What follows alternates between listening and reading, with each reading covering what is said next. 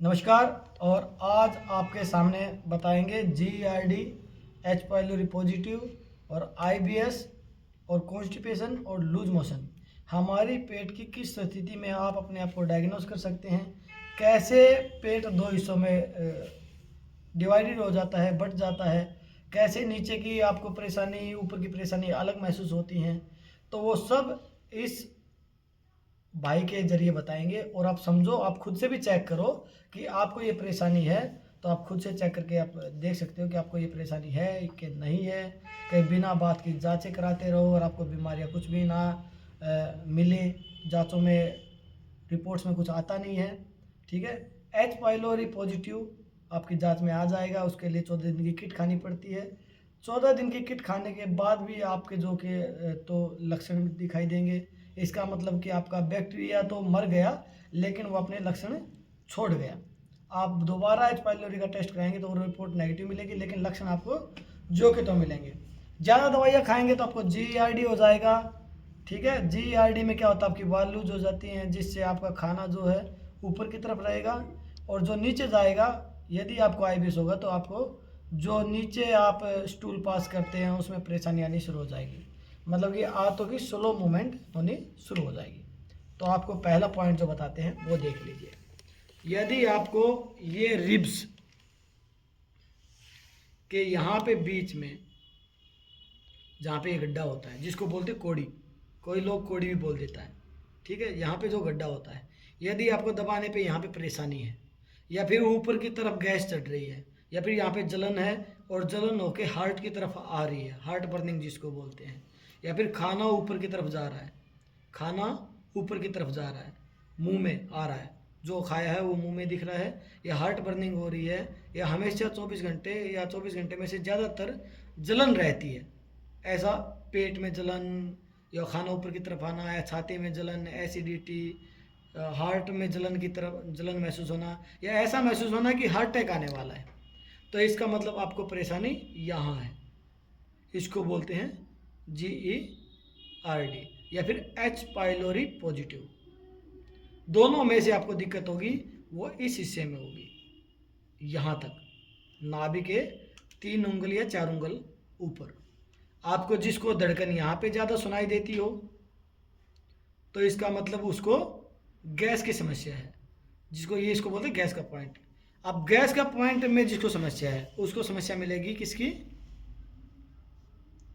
जिसको ऐसा लग रहा है कि ये नाभि की धड़कन यहाँ से ज़्यादा यहाँ महसूस हो रही है, उसको खाना अनपचा आएगा, मतलब मल के रास्ते से जो मल आएगा वो अनपचा होगा, उसमें आपका खाया पिया उसके कुछ अंश दिखाई देंगे, या फिर गोबर की तरह जो मल आएगा उसमें लैट्रिन चिपक भी सकती है आपके कमोड में, तो उनको परेशानी यहाँ पे मिलेगी।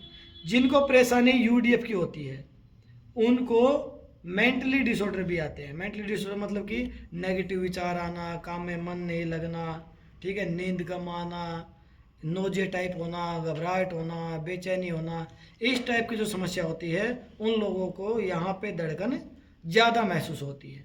ठीक है, उससे नीचे हमारी नाभि आ गई। यदि नाभि आपकी जगह पे है तो ठीक है, यदि आपकी नाभि जगह पे नहीं है, यदि इस तरफ है लेफ्ट साइड में और बार बार ठीक कराने के बावजूद भी भाग जाती है, तो इसका मतलब आपको IBS C है, मतलब आपको कॉन्स्टिपेशन होगा यदि लेफ्ट साइड में नाभि आएगी।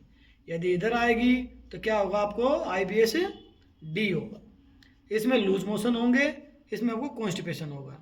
जब आपको इधर कम दर्द है, इधर ज़्यादा दर्द है,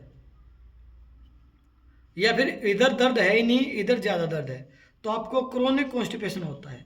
उसमें आपका प्रेशर भी महसूस नहीं होता, मतलब आपको ऐसा लगेगा सुबह उठे टाइम हो गया तो चले जाना चाहिए, अदरवाइज आपको खुद से प्रेशर महसूस नहीं होगा कि आपकी आंतें, आपकी मूवमेंट हो रही है और आपको पेट साफ करने के लिए जाना चाहिए, तो उसको बोलते हैं IBS C।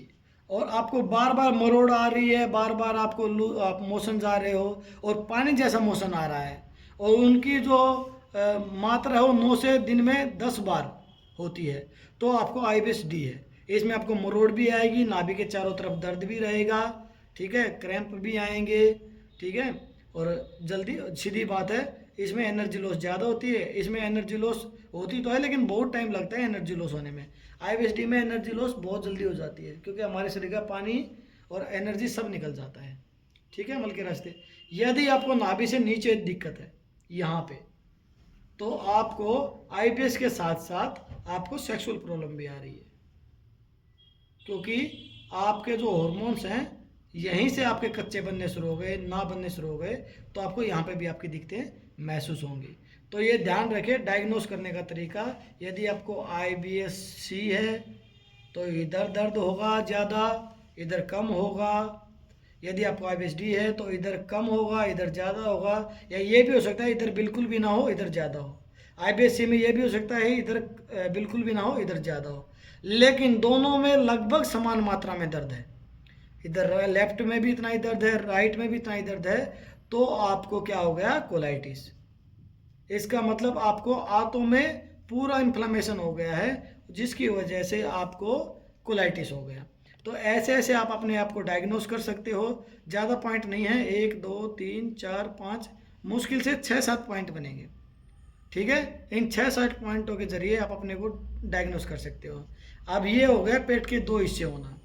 यदि आपके खाना खाते ही आपको गैस ऊपर की तरफ चढ़ रही है, एसिडिटी बन रही है, भूख नहीं लग रही, ब्लोटिंग हो रही है, ठीक है, एनर्जी नहीं है, तो आपको ऊपर की समस्या ऊपर लगेगी और ऐसे ही फिर नीचे का पेट आपको नीचे का लगेगा। ये 2 हिस्सों में पेट बढ़ जाता है।